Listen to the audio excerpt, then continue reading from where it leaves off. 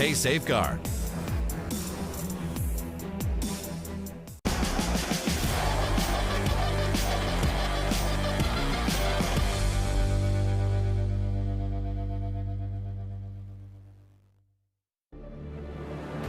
Vodafone presents the pre-match. Well, I hope you've recovered because we've got yet another best of 3 to go through as we wrap up the group stages.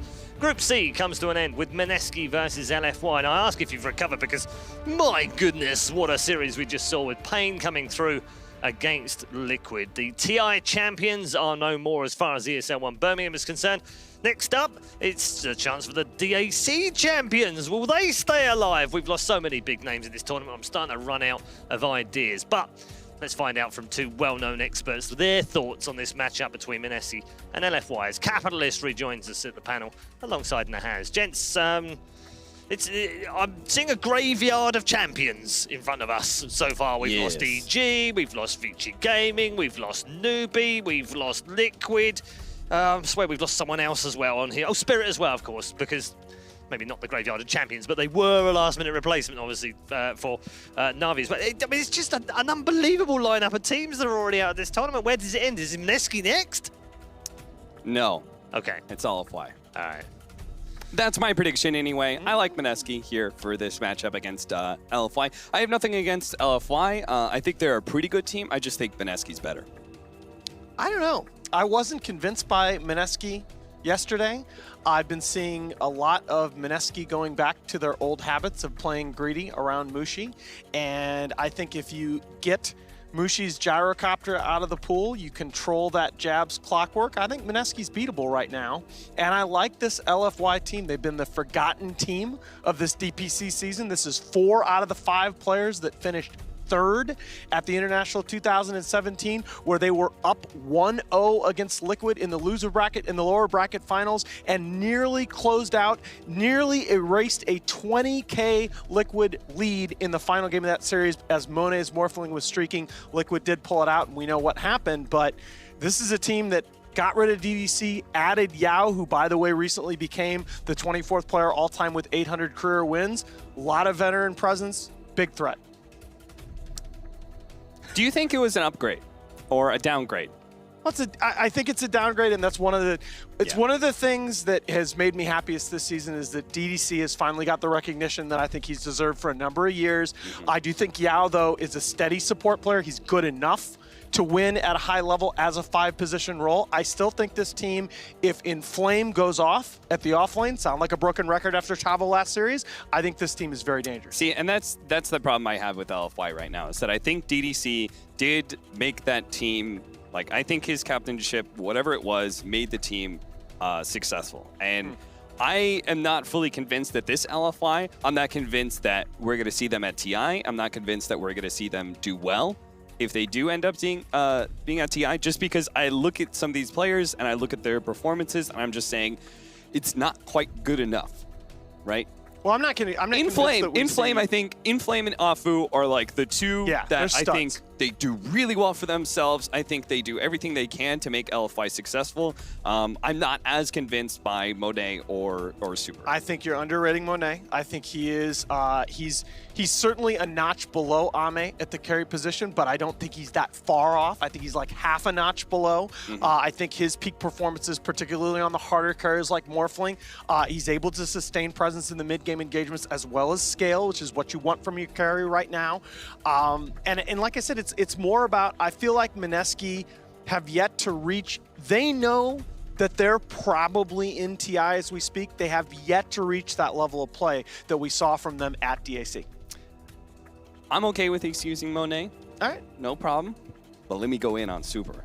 All right, yeah. Because I know you're going to want to defend Super. I know you want to defend every player, but Super, man. I'm actually not going to.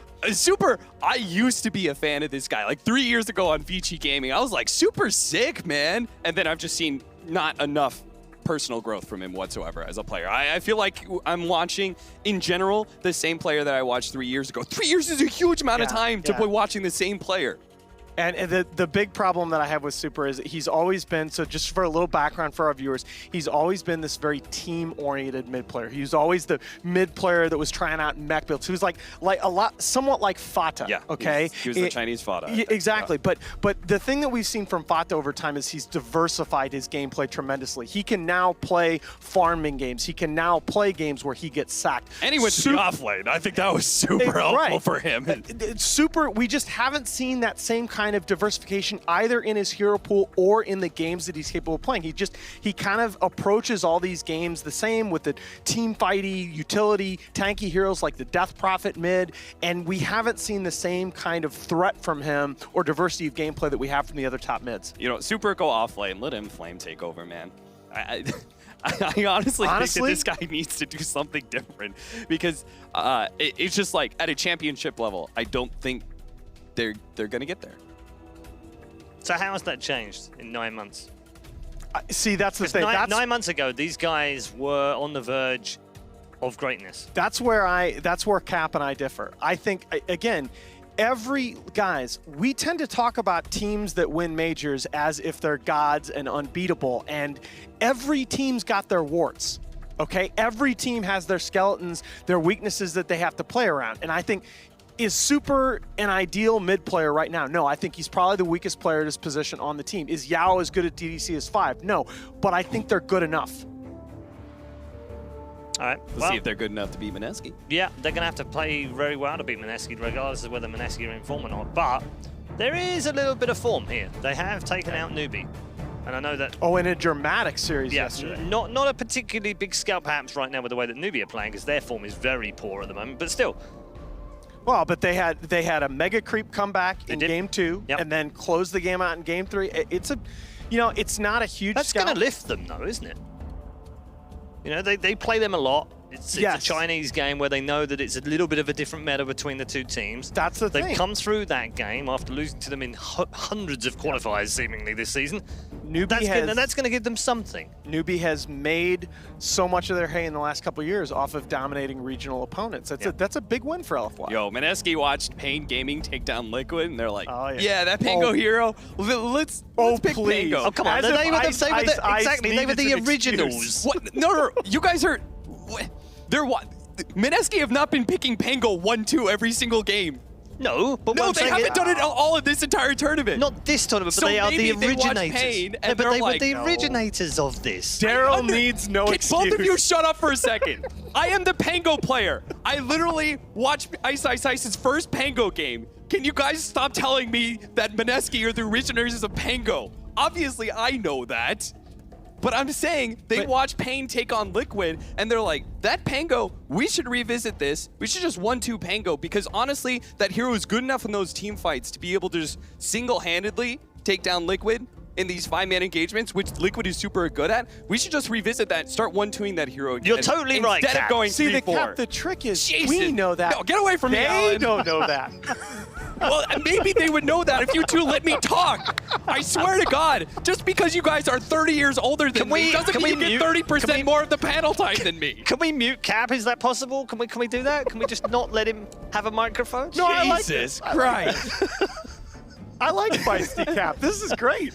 This is late day Cap. He get a little bit more feist in him by the end of the day. This is Cap after he cast a series with Blitz, you know. I got to cast a best of 3. I got to watch King RD beat Liquid. Yeah, that was pretty special. All right. Do you need any coffee or? No. You don't seem very hype, Cap. No, I don't. I thought I was supposed to be the enthusiasm guy on the panel. Only when there's an invoker in the game, it seems, played by Miracle. Oh my gosh. Which you won't be seeing in the rest of this tournament. So LFY here, they banned the Nyx Assassin after picking the Leshrac. This is something I really like. I wish more teams would do it. You keep Leshrac alive as a flex pick by doing that, because I think once the Nyx Assassin is in the game, pushes him almost certainly over that 4 role. Yeah, I think that Pain first game, right? They tried to switch it into a Tavo Leshrac and tried to like kind of downgrade Leshrac without really taking him into support role, and it still looked terrible. Struck into oblivion. Yeah, he just got hunted down by Nyx Assassin over and over again. It's interesting, actually. The Pain came through that game, right? And they lost with the Leshrac, which no one else has done at this tournament. And they still managed to come through. It was 10-0 before Payne played it in the first game against Liquid. Yeah, and it's interestingly enough though, Leshrac has been run. 3 different players have played it for LFY, both of the supports as well as Monet. No, I'm just saying Doom's still out there. And Leshrac loves a nice frontliner for you. Yeah, I think Doom is the pick here. Mineski, I like Mineski taking away Super's Dragonite. Super on Dragonite, most wins on that hero by all time by far. He's almost to 100 career wins. Yeah, he's also almost got 200. I was going to say 200 games on his way. He's 2 away. It's two one away. thing I want to say about Super is that it's a Dragonite meta, man, and he's still not doing very well. Yeah. Well, and now because I was looking at it when Kat was moaning about him, I thought, yeah, but he's not really got any of his heroes. The Elk's not in, the Shadow Fiend's. Oh, but actually, yeah, the Dragon Knight is, and the Ember is, and the he's a DP Death Prophet is, player and as a Storm well, Spirit player, and a Quap player, and a Viper player, and a Razor player, and on it goes. So I'm no not real sure about excuse. Super Ember. Let's. Yeah, but he plays them a lot, I like right? the These stick here are a lot. almost triple figure kind of picks. So I think anyway, the superhero that's still in the pool that I think we might see is the Lina. He's done very, very well on that hero recently. yeah, it's really dangerous. So one of the big problems with, I see this from, I was talking to Blitz about this earlier. I felt like a lot of these tier 2 teams, not saying either one of these are tier 2, but I saw this thread where we would see like DK Death Prophet, we would see like Viper DK, we would see like, it's like some of these teams look at it and they're like, oh, we need to take objectives, but they would have no wave clear whatsoever. Right. So I really like this combination from Mineski because Pango is one of the best wave clear cores in the game because he's super mobile. He 1-2 shots creep waves.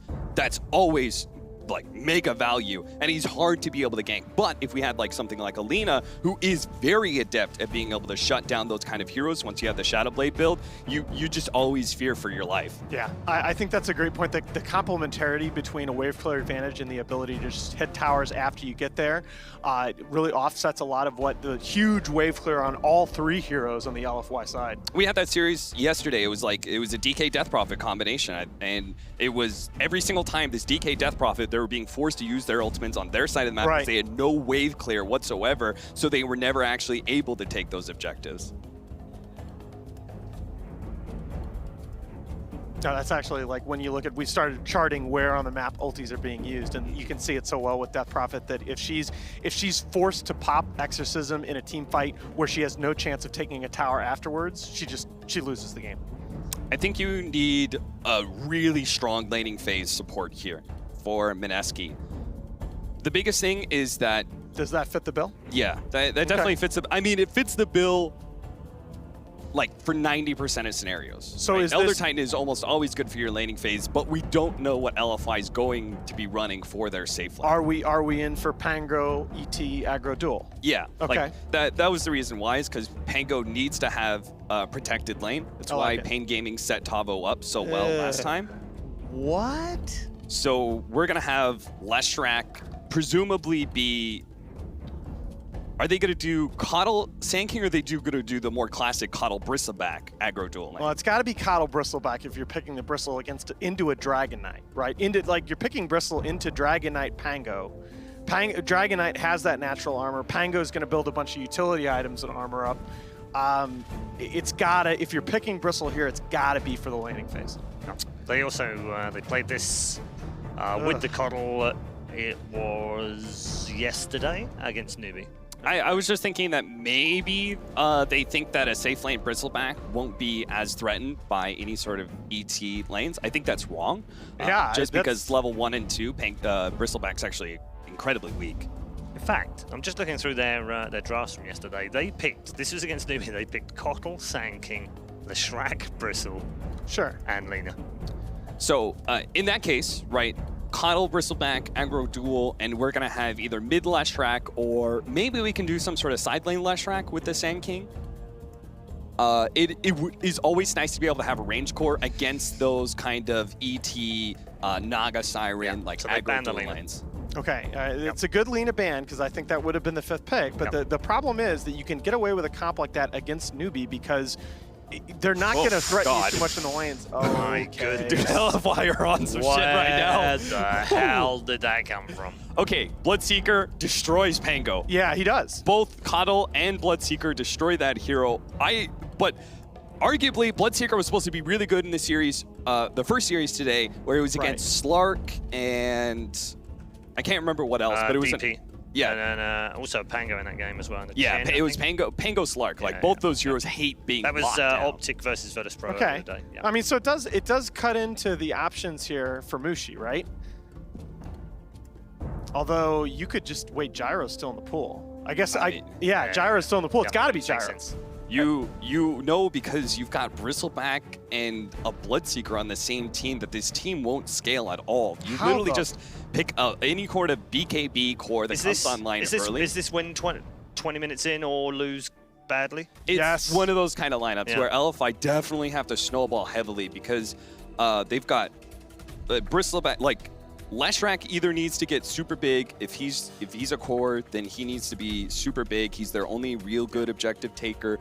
Bloodseeker is good at taking objectives when he's uncontested, similar to the way that TA is, but again, it's like, I think this lineup is just all about killing and dominating the game for the first 20 minutes. to 25 minutes. You have a window as LFY. It's incredibly tight, and I think Mineski is good enough to sniff that out and control the game. Okay, let's bring in our commentary duo for our final series of the day. We've got Purge and Toby One. Gents, I don't know where all these heroes have come from, but LFY seem to like them. You know, I love these type of drafts, especially when I've got you next to me, Kevin, because you can be sitting there going, all right. Break out the mechanics. Break out the mechanics. Break out what the Bloodseeker's really meant to do. Is this just meant to be a, let's just hunt the crap out of ISIS? He's normally a critical part of this lineup. Do we just shut him down, or is there more to it? Oh, there's definitely more to it. Rupture is really good against Pangular ulti, but the other thing you got to remember is you've got Rupture, and you have other things that move heroes, and it's called Blinding Light. You put a Rupture on a guy, and then you cast Blinding Light, and all of a sudden you deal pure damage. It's really good. Not to mention what you pointed out during the draft is that they have Coddle with Bristleback, which gives you a really strong dual lane and actually makes Bristle a better hero. And especially because a lot of off-lane heroes that are typical don't have the best armor, he's going to be able to just run in and kind of crush in terms of quill damage. So there's a lot of cool things going for LFY's draft from a Theorycraft lover's heart. I really like what LFY is trying to do this game. Yeah, I can't wait to see how they actually execute it, because that's going to be the critical thing for them. As far as the lanes go, everything is going with the standard sort of meta for now. We'll see where Jabs ends up. But is dual off lane, it will be DDC working with that Bristleback on the off lane, the Bloodseeker of Monet towards the mid, and up on top is Arfu and Super together with the SK and Leshrac combination. They'll be up against ISIS Pango off lane, Moon in the mid as the DK, and then Gyrocopter on the bottom lane. Mushi actually heading down south for now. We'll be working with Jabs, Ninja Boogie, the ET, and Bane. And that's the lineup wrap-up. There's DDC and Bristle.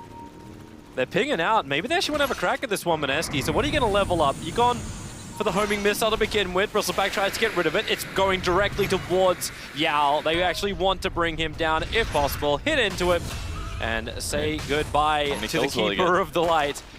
Okay. Wait, actually, Kenny, one more hit and you've actually got this. Oh, yeah. Well, okay, two more hits. Salve, Jabs. Wow. Turns for the Spirit. You've got homing missile off cooldown in 2 seconds time, and Bane's moving back over with Brain Sap. They can actually go for a secondary kill him and Mineski. They're not done yet. The donk will arrive, and it actually isn't that. Ninja Boogie will Brain Sap to ensure the kill. Dude, what an outplay. That was incredible. That's very... I thought for sure he's getting at least one kill in that situation, but they were just a bit too fast, and he gets out of there. And that's the scary thing about this Bristle lane. I mean, he just stacks the quills so much faster than normal, especially with the double Chakra Magic cast, that you have to get out of there instantly. But now with that kill advantage, if they can get a fast wand, fast boots of speed, that kind of a thing, they'll have more control over whether or not they can get more kills. I still cannot believe that Jabs was able to survive to get the salve off top lane. ISIS is loving to be aggressive onto Super. Super went for the split Earth, so ISIS will have the confidence to try and outplay him or out-taunt him, either way. He's going to get up in his face, and now it's a dual lane on top, so the Bane has shifted to the north. It's definitely a little bit of a weird lane, but I guess Lesh support has been a little popular. Just unusual that he got split Earth, I guess. Like, yes, he can do a chain stun, that but... damage into Super. With the Brain Sap as well, Super drops very low, 27 HP. He'll burn the salve. Like, this is the problem partially. Like, yes, they've got a double chain stun, and yes, Splitter does more damage than Lightning does, but he can't lane harass nearly the same. So now he's just like a hero that right-clicks from range. It's not as useful. I love how Ninja Boogie's also... okay, maybe the gold per minute shouldn't be so far up for him, but he's at 400, almost 500 gold per minute. 1 minute into the game. with the Burrow strikes forward, getting a couple of kills, going to up that a little bit more. Afu body blocked out by Ice Ice Ice. And Ninja Boogie claims his 3rd kill of the game, 1.5 minutes in on this Bane. That's really well done. I think the craziest lane right now is the fact that Dragon Knight is wrecking this Bloodseeker. Bloodseeker has 4 last hits and Dragon Knight has 9. And Bloodseeker can amplify his damage by 25% and he's still being out last hit. I guess Breathe Fire does help a lot, but I'm very surprised. Yeah. Monet, what are you going to do? Are you going to rotate help in for Monet to go up against Moon? That doesn't seem like what you want to really have happen. He's just going to have to wait a second. There's the Dragon Knight's almost out of mana, but he farms so well that now he's got Soul Rings. So I guess Monet will be able to stabilize a bit as he gets more experience and more base damage, but Breathe Fire was helping a lot. Ninja Boogie is so posturing on this top lane. He was moving in behind the tier 1 tower looking for a fight, forcing Afu to rotate back towards the north. He has gone for the 1 point up in Caustic. Not that really Bane's going to care too much about that harassment. Yeah, it was one of the other hard things about it. They had to get stun level 1 and his laning wasn't very good. They had the split earth. Brain Sap gives a little bit of life back to Ninja Boogie. Nightmare onto the SK allows Ice Ice Ice to keep the pressure on Super and keep those 2 points of Lightning Storm away from the low Bane. So now their lane's actually a pretty big threat now that they have multiple skill points on this dual lane, so they have to be careful there. Money is still pretty low, but on the bright side for him, he's not the biggest threat of him dying to the Dragon Knight, so I don't think he'll be too concerned. As long as he can keep getting those last hits, he'll be okay. Yep. Or the worrying about like a stun into a Breathe Fire that he doesn't expect, something like that. All right, so everything is starting to settle down for a little bit. Mushi being very, very defensive on bottom lane, and rightly so. He does have stick charges, but he had to wait for the salve to be triggered on him, so he'd have extra life. And the dive, Bristleback, you know he wants to go for it. The ET Spirit's down here too. There is a level 2 onto the ET, but he went for the point in order as well as Astral, so no Storm to try and cause problems for a diving Bristle. But protecting Mushi as much as possible from jabs. He picks up his boots now though, so he should have a much better chance of getting a kill. Like he just needs he's kind of like a walking damage dealer. He's just in a big AoE, so he has to walk with his opponents, keep casting cools until he gets the kill. Ninja Boogie, it's like he's trying to force Afu into a fight, so then Ice Ice Ice can initiate the Nightmare. That's a level 2 brain step available from Ninja Boogie. He wants to extend the time as much as possible. Jump forward, they don't see Afu. He has 56 HP and can just hide inside the Sandstorm as Ninja Boogie into the trees. The split, stun from Lashrak, not able to connect. And Super, oh, he's got the damage with the lightning, but he needs the extra vision, and Ninja Boogie provides it by attacking, even though he's up in the fog of war. Ice Ice Ice clips Afu in the tree, so at least it's rebuttal. Support for support on the top lane. That was really close either way. Super almost got killed by the Brain Sap, but just in time pulls off the kill here. And so far, a lot of lanes going semi-even. 4 kills now for Mineski, but it's not such an overwhelming advantage. They're still doing fine in their lanes. Yep. The gold's still pretty close across both sides too. Like the net worth, there's almost nothing in it. There's a little bit of experience for LFY. Dragon Knight's still sitting pretty even too, so I think he's going to be pretty happy with his last hitting so far. But is this where you really want to be when you're LFI? The panel were talking about almost a clock ticking for them. I think they were overstating that a little bit. I totally agree that a lot. I mean, there's no conventional carry on their team. Even like Bristle and Bloodseeker sort of can, but the draft certainly looks weird. But I think they overstated it just a little bit. The Rupture and the Blinding Light and any 4 staffs they pick up, those are going to start stacking up really quickly. And heroes like Gyrocopter, this hero is strong because he does magic damage with his skills, and he needs to move to do that. If you Rupture this guy and score kills on him, it's going to be really hard to take fights. And I assume that the Bloodseeker is going to go and axe this game just because they have the Coddle combo with it. That way they can push their opponents around more and guarantee you Rupture advantage. Yep. This will still take some time for him to build up. If they can start taking down towers, then LFY will have that injection of cash to push towards that Aghanim Scepter. But all the lanes kind of being held at bay for the moment. Maybe bottom lane where Bristleback feels he can have a crack. The donk comes out, so he cannot keep the corpse spray stacks on that Gyrocopter. And the one charge just fuels the regeneration anyway. Although the missile is really effective at stopping the dive. Like, again, Bristle just wants to stay with his opponent. The missile guarantees that at some point he's going to be able to disjoint that. Kind of curious to see what build he's going to go. He picks up an Arcane Boots. I'm a little surprised considering that he also has a Coddle in this lane. I would have maybe liked to see him grab the Vanguard first, but also helps Coddle cast more spells, and he's just going to, again, run straight at his opponent. Look at the damage, dude. Just push Mushi down. He's got 3 stacks up already. The Illuminate will connect. 1 more Nasal Goo will slow him up, and then the attack. Yeah, he can reach him with a Quill Spray. So turn your attention north, but Jabs is already running away into the dire side of the jungle, out of range of that moving SK. Yeah, the nasal goose stack actually completely benefits him. A lot of bristles don't get any points of this until much later, like level 10 or something like that. But in this game, when you can just walk after the gyrocopter, it gives them the ability to chase. The homing missile doesn't actually do anything at this point.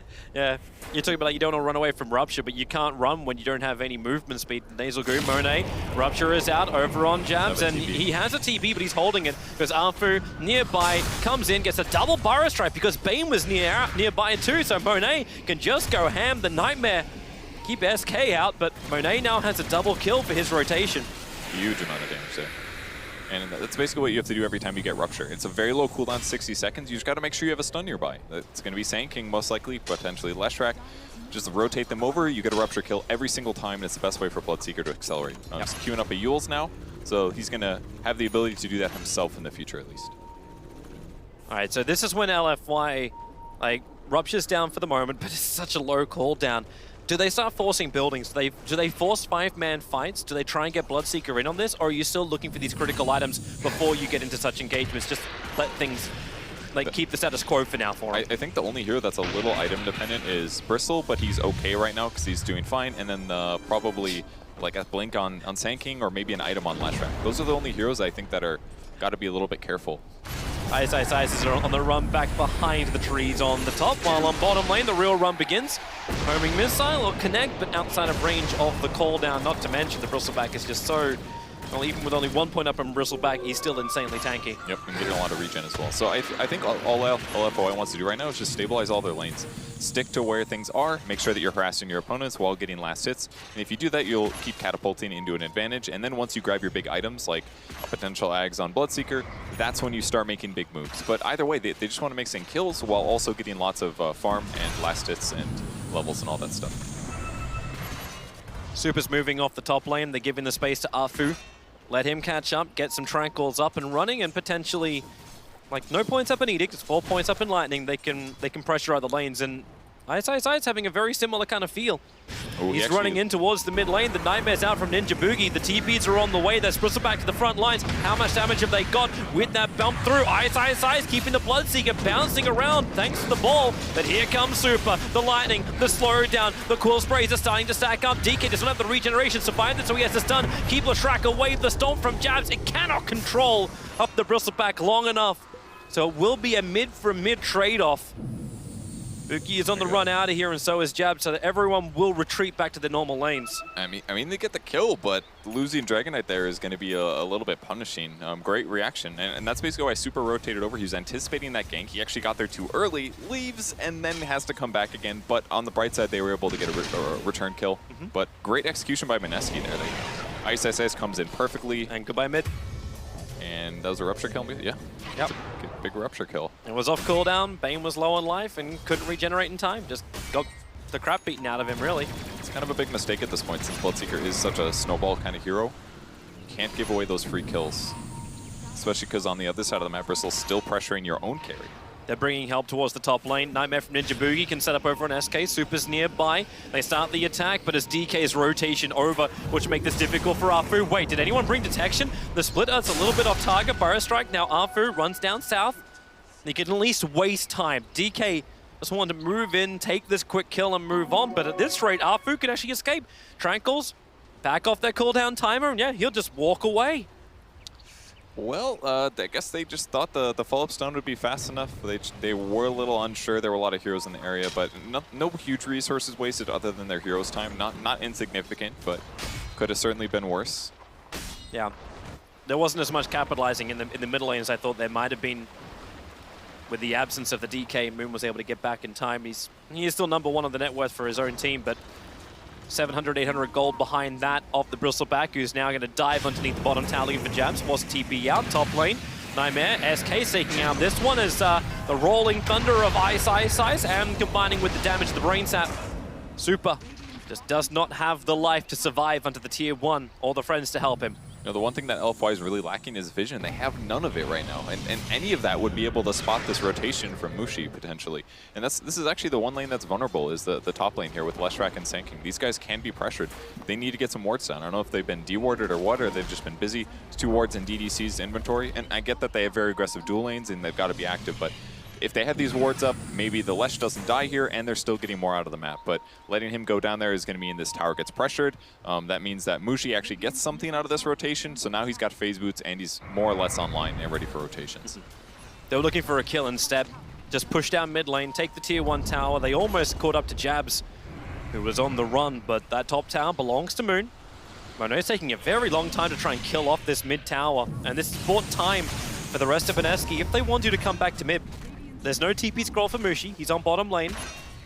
Will not be involved in this. DK also without one. So yeah, Mineski must have no intentions of taking this fight, not unless LFY want to keep running at them and buy more time. Jara's rotating over now. Tower is low. Here comes Rolling Thunder. As Ice. Yep, he does commit to it. The sleep is out thanks to the stomp. Monet being bounced around. Very, very low on life. They just keep bouncing him out, but where's the damage? There it is. Ice brings down the Bloodseeker. The price, however, it was that movement in from Mushi, trying to come in from the right side and got controlled by LFY. That observer ward that got planted saw him coming from a mile away. Really nice kill there. Bloodseeker's definitely the guy to kill. Chain stunning him, preventing him from even casting Rupture, just a really painful spot to be in. And he still hasn't finished his Yules just yet. That second death, pretty painful.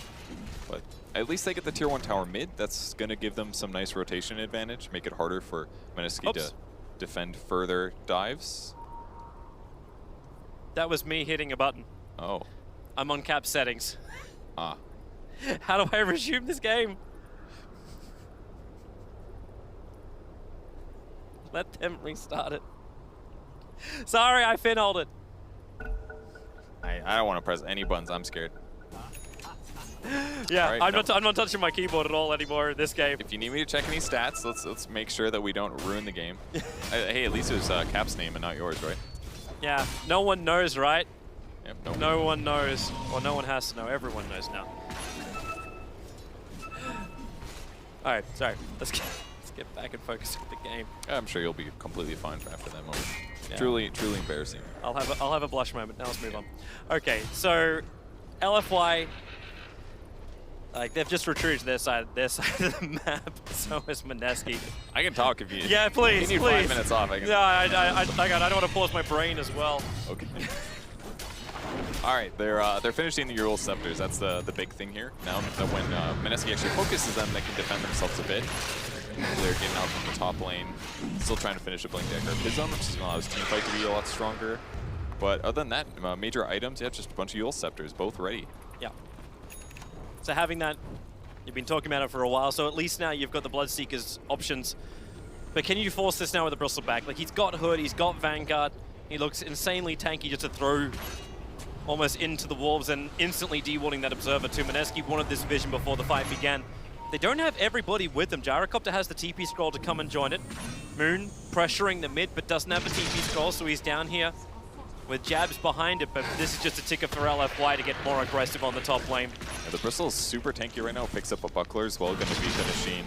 Oh, he's going to go for a mech into a Greaves after. This explains the Arcane Boots, I guess. But he doesn't kill buildings very rapidly, and there's actually decent solutions against him later. They'll try to set up mid, though. Yeah, Leshrac, they're just trying to create a little bit of space. Uhafu doesn't hit the stun. Moon was also under the cover of the Shadow Blade, so he is totally fine for now. So the primary issue that Bristle has to be slightly careful of is mostly Elder Titan Aura, which is going to lower his base magic resistance and his base armor. And he's also got to be a little careful about Heart Piercer. Ice doesn't have a skill yet, but it does set your armor to 0, meaning that he's going to be taking a lot of damage. He can still reduce damage taken to dealt to his back, but there might be some moments where he looks way squishier than you'd think he'd be. And with all these dodge ganks from Mineski, I wonder now, like with Ninjabuki put it in Observer Ward down rather defensively. I thought he might go a little bit deeper, looking for kills, looking for LFY's farming patterns. I think this one's okay because his opponents are going to group up and push the tower, and a ward in that position is usually where the squishy heroes are going to be standing, sitting behind the tanky seekers. Ninja. You'll set the Leshrac into the Split Earth. A little bit of interesting timing. I think the Split Earth came half a second late. Honestly, this is the nicest thing about the Yule Scepter, especially on a Bloodseeker. It helps you guarantee that you get a Blood Rite silence off on somebody. So normally, you have to get a BKB to defend yourself, but if you time this out, you can just guarantee a silence. Attack, split earth, they're connecting everything they've got. Almost every single ultimate apart from Dragonfall, but that's because it's on cooldown. But Bristleback is tanking through this. They haven't got him yet. You have to roll back in with the Rolling Thunder. And finally, Ice will drop the Bristleback, stunning him so they can attack him from the front. Only way to really do it, but that took a lot. Now Monet, everyone was so low, he was running down south, but he knows he can't do this by himself.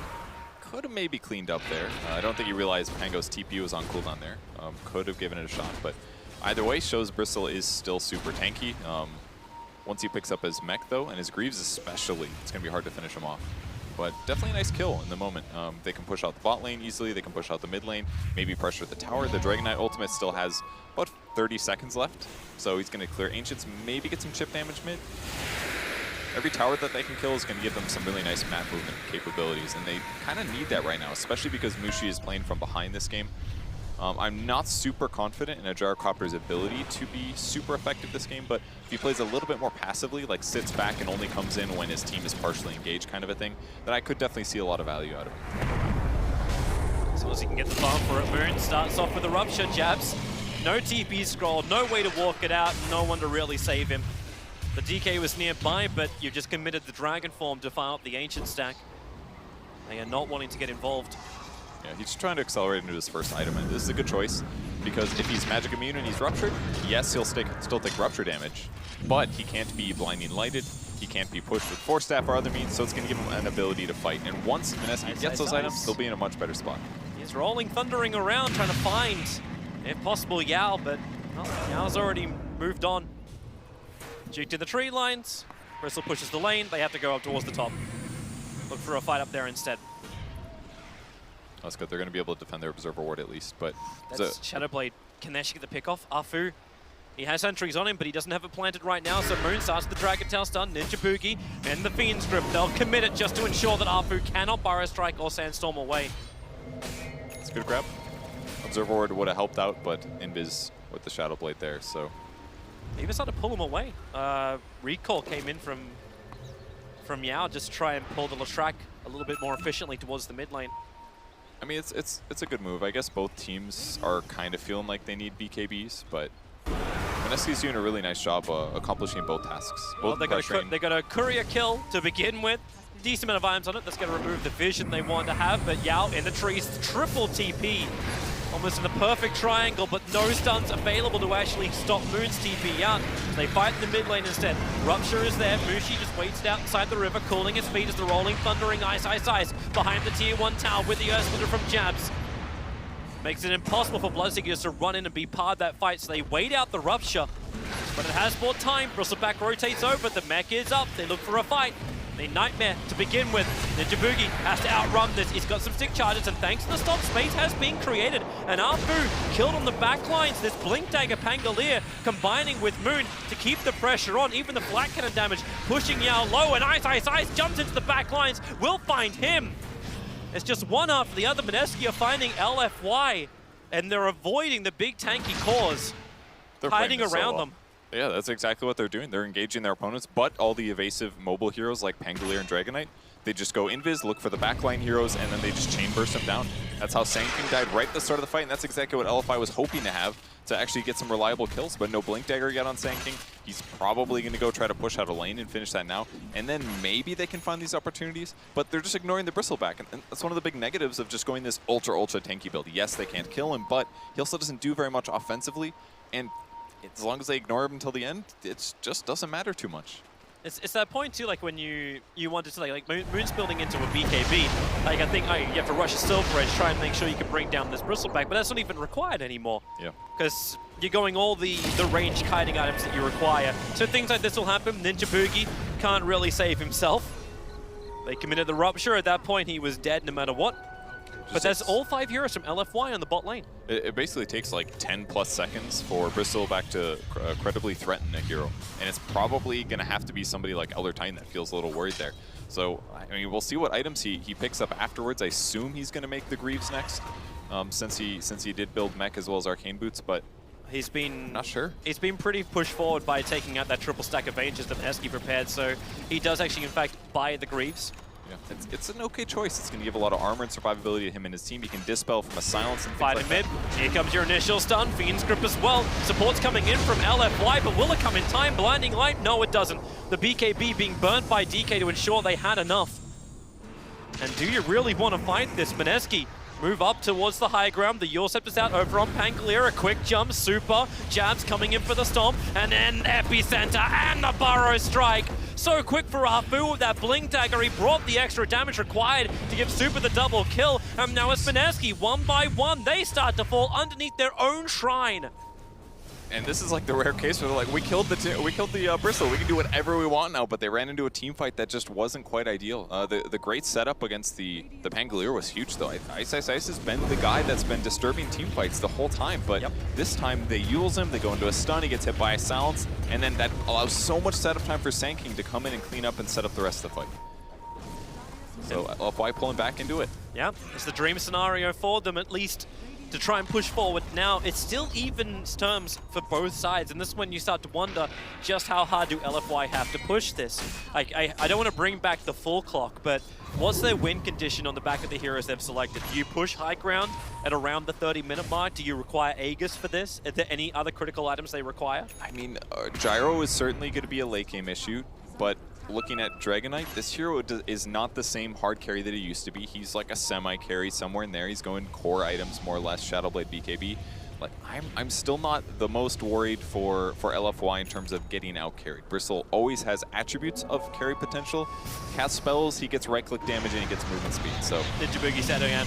They've got ways, and as long as they keep getting kills like this across the map, it's always going to accelerate their farm and limit what their opponents are doing as well. So yes, there's going to be a Gyrocopter, but again, you slap Rupture on this guy, and then you walk away from him as well. Or you just kill him, maybe.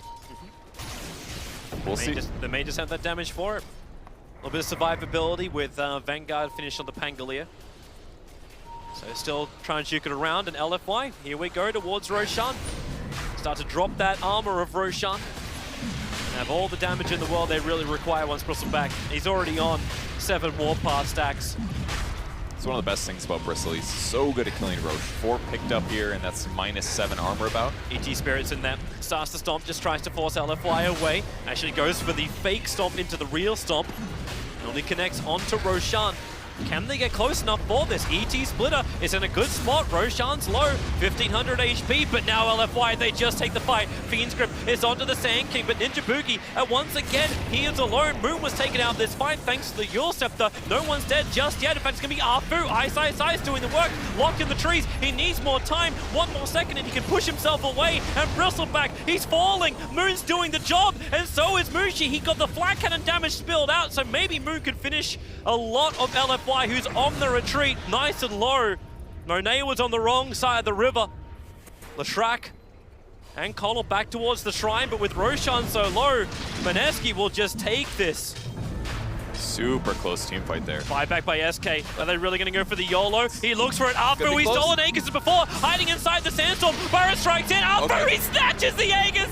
Oh boy, I love it when he does that. The Aegis Immortal is going to burn Super, keeping that Pulse Nova going. Ice has to keep the distance, but not for much longer. Moon's up. Afu, Burrow strikes and kills Ice on the way. He will not only take the second life, he will take the life of Ice. Looked so close there, and it looked like Mineski got really flustered as he approached. They all started spreading out, being, oh, he's about to Burrow Strike, back out for a second, spread out, but if they just finished it, he had to walk all the way around to go for the Burrow Strike. There's Afu. I mean, he deserves that one. Yeah, he does. He went for the full walk-in, gets the Burrow Strike, lands it on one player, starts channeling his Epi and realizes, oh, hey, I can grab this Aegis. He really is the Aegis Lord. Love. Watch the replay. It's sweet. It's totally sweet. And picking up the Pango kill as well, still dead for 15 seconds. Oh, they're going again with the Dust Reveal. This time they came prepared for the DK. BKB TP out means there won't be damage to kill off Moon. But that BKB, you're 25 minutes in, that BKB is down to a 7-second duration already. They are burning the crap out of their items they got early on. And LFY, they're ready to advance. Got the great frontline tank. Mushi's adding as much pressure to the bottom lane as he possibly can, but Afu just got brought in by DDC. Mushi's already retreated back out again. So LFY's push on top, it will also stop. They get a fortify out of it. That's not terrible. Next successful team fight that they take could lead to an easy tower.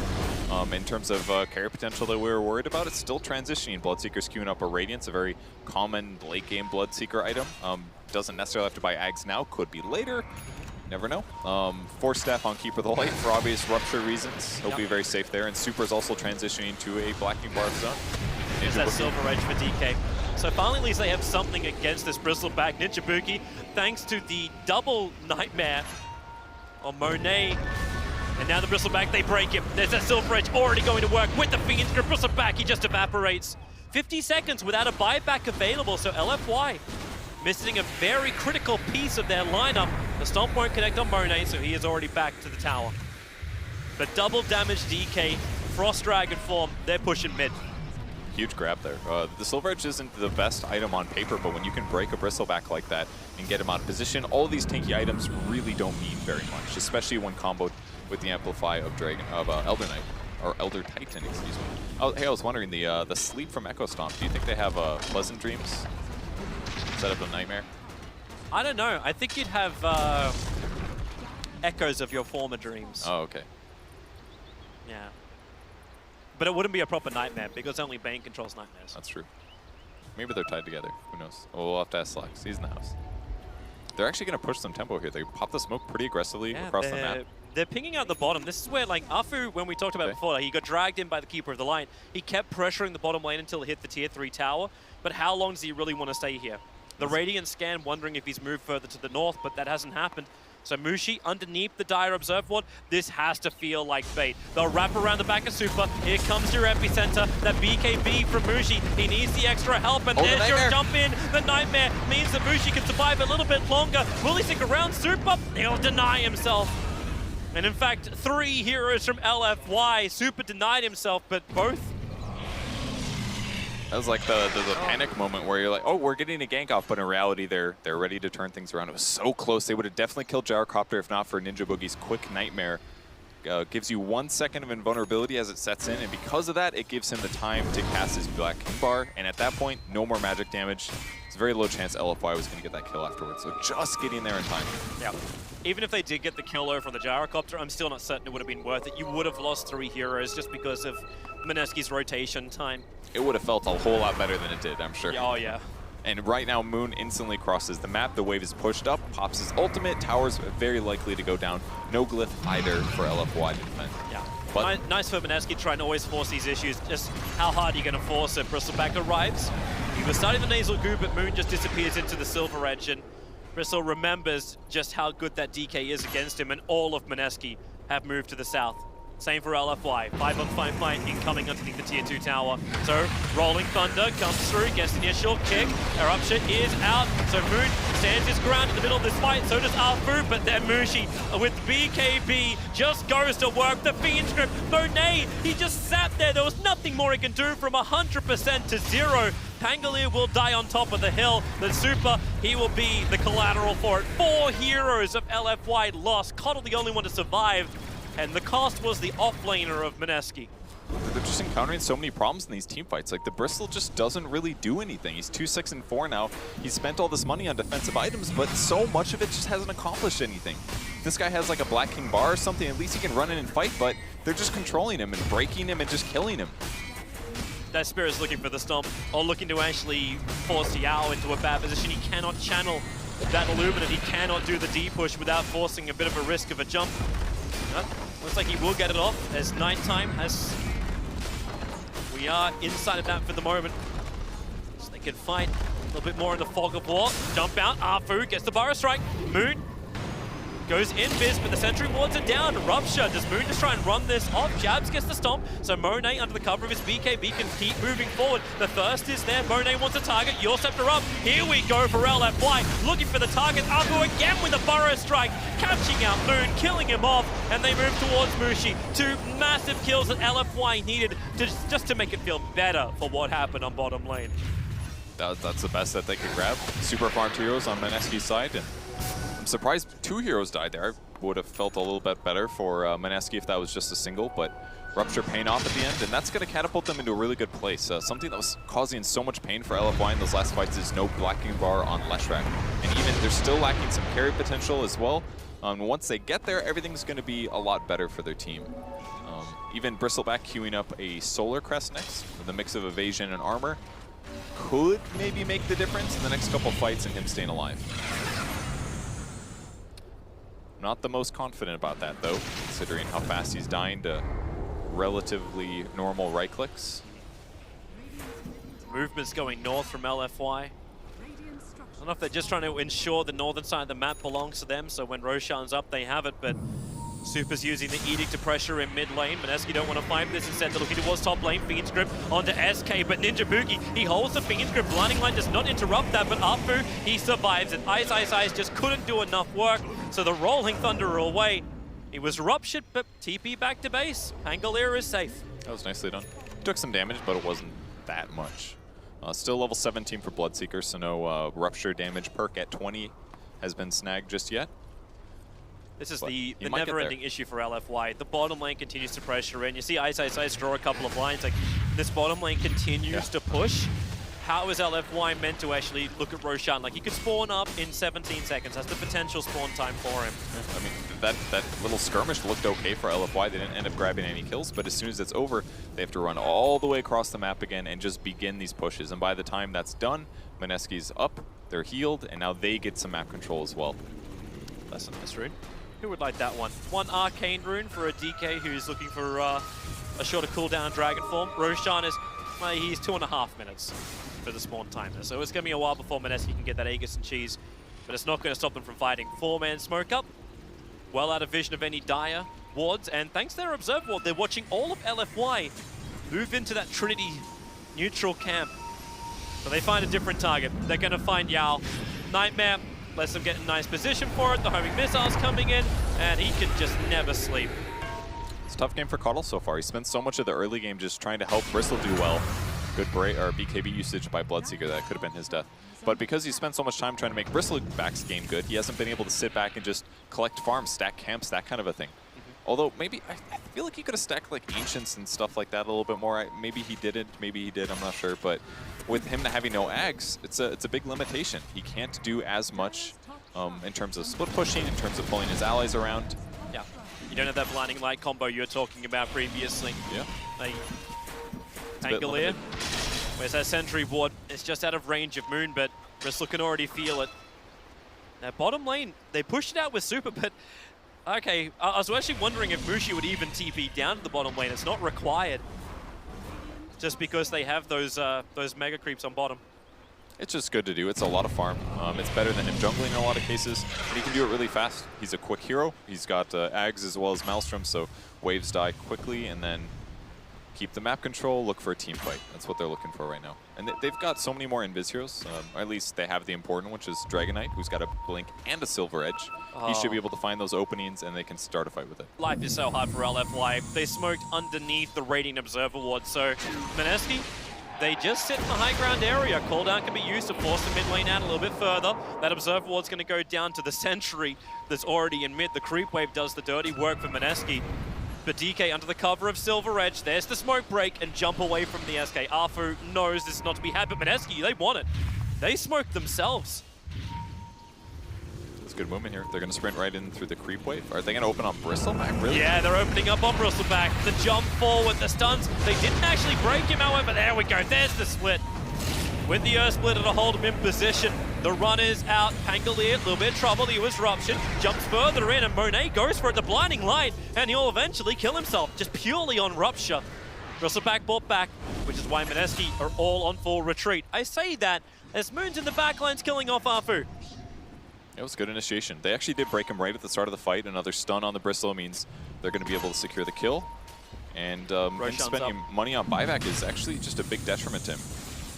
If he can get the Aegis, the Immortal will make this worth it. Pango is down for a full minute, but that bottom lane, here it comes again, is pushing into the base.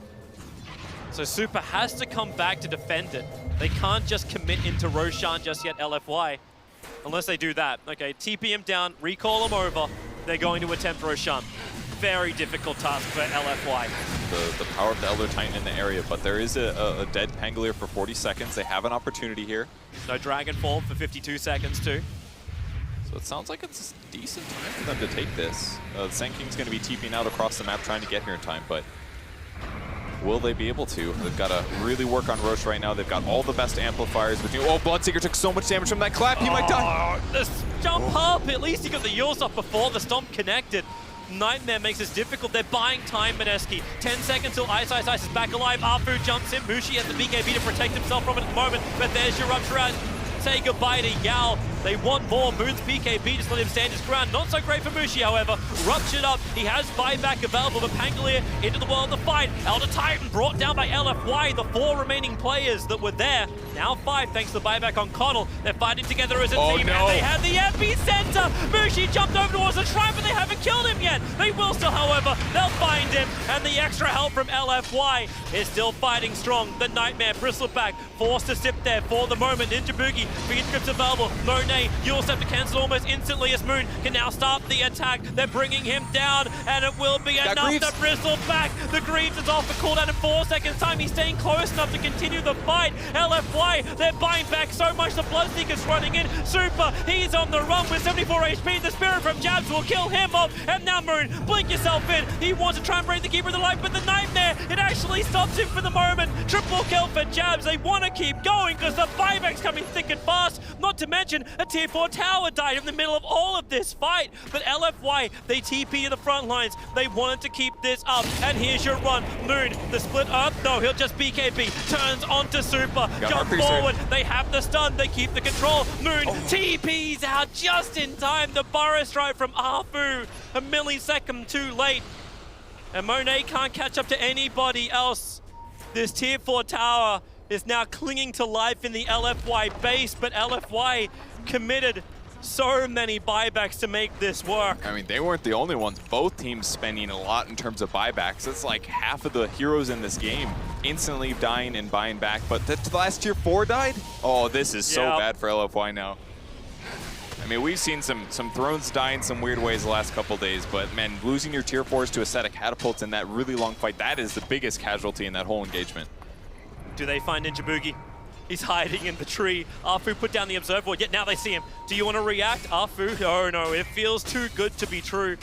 Funny thing is, it was. There wasn't anyone really nearby to help out Ninja Boogie. They could have got the kill and got out. But they're playing it safe. Man, all these fights just feel so hard for LFY. Like, they've got some chain burst kind of stuff, but every time that Dragon Knight picks a target, he gets a kill, is what it feels like. The break, the right click, even like heroes like Coddle are just super vulnerable still, and still no ags on Bristol's him. dead, Fiend's grip out, there's your jump forward. There's not even a reason to break him at this point. 100 seconds on the sideline. No way for the Bristleback to come back to the world of the living. This will be Aegis and Cheese for Mineski if they want that. Or either that, they just push high ground. I feel like LFY has some potential here to engage if they see the right opening, and I'm sure they're going to go for a kill. It's Afu. You saw what he did last time. He'll go for it again. They don't have the Observe Ward close enough to see everything. There's too many sentries down from Mineski. These supports are so rich. They're in the right position now. Ninja Boogie in the front to break the smokes. Elder Titan's going to be scouting things out with his Spirit, and it does look like LFY will back up. Yeah. This is not all bad for LFY. This will give DDC a little bit of time to take creeps, and that should get him a little bit closer to the Ags, but still got so much to go in terms of gold. They're going to have 50 seconds. A 50-second window for Mineski just to go straight down mid. And just ISSI's being really safe there. Does not want to mess around with anybody being able to blink in. He's got a Lincoln Sphere on his hero as well now, so Rupture is going to be a lot harder for the Bloodseeker to apply. Yep. Actually, yeah, Rook thought he would save that Rolling Thunder for the fight, but as he said, very, very defensive. Mineski have the creep wave pushing up through mid, so no more backdoor regeneration to fight through. Moon quickly into Dragon Form, jumps up, attacking the tier 3 tower. Right pushes him a little bit further away, but not that hard. Fortification's the only thing delaying Mineski, and this wears off now. LFY, how do you want to play this? You don't have a Bristleback for 13 seconds. He's your front liner. I think the only thing they could probably do is defend the third lane of Rax. Because Moon is taking this mid one pretty well. 5 seconds still, Bristleback. There's your Blink Burrow Strike. Afu buys time. Mushi still on the front lines. He's the one with the Aegis, the Immortal, so the second life. Quick TP to the front lines, but Mineski are already in full retreat. LFY, they can't catch any of them. And they're being so disciplined this game. Mineski's doing a great job. Just very safe pushing. Dragon Knight in the upper left, having the gyro be a little bit to the bottom right. That way both heroes can't get caught with a double stun. All they have to do is sit back and just be careful. Wait for those bristleback pickoffs that present themselves or any other core that they find. Like Bristle just hasn't actually felt like any kind of a hero this game. 3, 8, 9 is his KDA. Yes, he's getting last hits. Yes, he's generally tanky, but as long as the Dragon Knight is there, and almost always so has the Elder Titan, they got those 2 heroes, that guy dies every single time. Yeah. I don't even know what items he and gets. before they even had the items or the levels to deal with him, they just kited him perfectly. Mineski, you saved their discipline and pulling back up. This also their positioning the fight. Skill be tested now. Moon jumps forward, starts over on Arfu. They remove the SK. Even Fiendsker from Ninja Boogie going onto him. The ET splitter is locked to Bristleback. He has to step in the back lines, almost sleeping, really sleeping. It's a nightmare fight for LFY because everyone is dying. Super will go down to Jabs in just a second. The Bristleback has been isolated, and there it is. GG is the call. 41 minutes in. LFY, they know there is no winning when it comes to team fights against this Mineski lineup. They just couldn't do enough there, and especially in the last fight. It felt like the LFY never really convincingly won a team fight outside of like 1 or 2 situations, and so many of their heroes just felt like they're on the back foot. But honestly, a lot of that was just Mineski from beginning to end of the game, almost always setting up those ganks in a really smart way. They always prioritized the targets correctly. The Dragon Knight was always hitting backline, and Pango was always hitting backline. That first like 15-20 minutes, it was like the glory period of Mineski, where every team fight was set up like almost perfect for their heroes. And because of that, it just made LFY on a bad start. They didn't have this like momentum swing with their heroes. They didn't get their core items up earlier than they should have. It was just a lot harder for them to play the game. Yeah, it seemed to be really punishing for LFY. Mineski take game number 1. We're going to pause the cast like I paused the game and throw to the panel. Thank you very much, Tubby. Yes, well done. Back with that panel once more. Cap, you're right. Hey, that was a great throw, Toby. I like that. That was fantastic. I will forgive you for throwing my name under the bus since you're on my account. Mineski and LFY are like, who's this capitalist asshole that paused our game?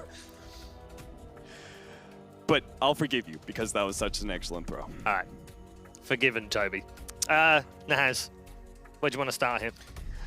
I just wish that LFY had picked 2 different heroes with their last 2 picks. I think this team is pretty good. I think they can play with Mineski, but you know, you did well at TI 9 months ago. That doesn't mean that you should draft the same heroes as 9 months ago. Bristleback is really problematic in this meta. You saw him in multiple of those late game engagements just get gripped by Bane, and there's just nothing he can do. And the Bloodseeker, I'm not sure about the Yule's first build. I'm not sure about picking Bloodseeker in the first place. You placed a lot of burden on yourself in the draft. Yeah, I think, so to explain, it's a cool strategy. So to talk about it for the audience sake, I think that if you look at this right, it's a Bristleback and Leshrac cores who both do really good AoE damage over time. Get you low. The Bristleback is a great frontliner for you as well, so it has a really good synergy with this Bloodseeker, right? The Bloodseeker is just going to be able to take advantage of the fact that everyone is missing some HP, and he's just supposed to be able to come through and just clear through some of these heroes.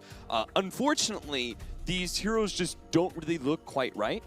Bloodseeker just isn't quite strong enough to be able to carry through these games. I agree with Alan in that I had a big problem with the Yule Scepter builds. I am not a Bloodseeker player, so do not take my analysis. Why, Cap? Really? This is garbage analysis that I'm about to give you. But I personally felt like this was a game where Bloodseeker needed to be able to scale up a little bit more. I wanted to see, I'm not sure what the build is. Maybe it's like some sort of SNY Blade Mail build. Maybe it's BKB earlier in the game or something like that. But I felt like he needed to be able to basically bum rush the Gyrocopter in some way and threaten him with his direct physical damage. And that's what Gyrocopter really suffers from, right? Is like any sort of, like that's why Juggernaut is so good against it. Omni Slash right on top of the Gyrocopter, he can't get away. He hates that. And Bloodseeker with the extra movement speed outpaces the Gyrocopter. You can lock him down if you want to rupture him as well. If you have a BKB or a Blade Mail, either way, the magic damage is not going to be good for the Gyrocopter in the early game. Instead, he's got this Yules, and it just, like, it's such a pick-off-oriented lineup, and you know that you're just not going to get, like, you're going to get a lot of team fights out of Mineski. Yeah. The other thing that you saw here is to highlight the strength of the gyrocopter. The reason that he has survived this long as a first phase pick and as being the most picked hero in MDL, despite a 60% win rate, is because he's a hero that can contribute so much without being that far in front and farmed. He was the third most farmed core on the side of Mineski for most of that game, and he still delivers that spread damage in fight. He still delivers the control with his spell combo. Yeah, he's literally just a strong hero that has an early BKB timing, so he's going to be pretty good in this game. I even don't think that Gyrocopter was a great last pick for Mineski. He was the best last pick. Mushi's Gyro is the one hero that they're so consistent playing around because they don't fall back into this trap of being ultra greedy around his hero. He's not farming his next item. He's always in the middle of the fights. Maybe it's best for Mineski. The thing is that I thought about was, remember Secret? They were experimenting on how to beat Gyrocopter when it was so popular. They ran Bristleback core for Ace because Bristleback is theoretically supposed to be good versus Gyrocopter. Physical damage, he just mitigates all the damage that you throw at him. He just literally turns his back and throws physical damage back at you. And he's also tanky frontliner. Theoretically, those ideas should be good versus a Gyrocopter. In theory. Yeah. Secret couldn't make that hero work here, and LFY couldn't make it work either. Yeah, because of theory. Because you can theorize as much as you want, much like we do on a panel, but what matters is your skills in game, and that's why we're standing here. And not in the game. And that's why LFY is one game down. Brutal. Savage. You know the rest. And we're going to head to a break right now. When we come back, we'll have our second game between these two final teams in Group C. It's been a fantastic day. I hope it continues when we come back after the break. Mineski need just one more for a place in the quarterfinal. We'll see you soon. Is in a good spot. Roshan's low, 1500 HP, but now LFY, they just take the fight. Fiend's Grip is onto the Sand King, but Ninja Boogie, and once again, he is alone. Moon was taken out of this fight thanks to the Yule Scepter. No one's dead just yet. In fact, it's going to be Arfu. Ice doing the work, locked in the trees. He needs more time, one more second, and he can push himself away. And Bristleback, he's falling. Moon's doing the job, and so is Mushi. He got the flat cannon damage spilled out, so maybe Moon could finish a lot of LFY, who's on the retreat.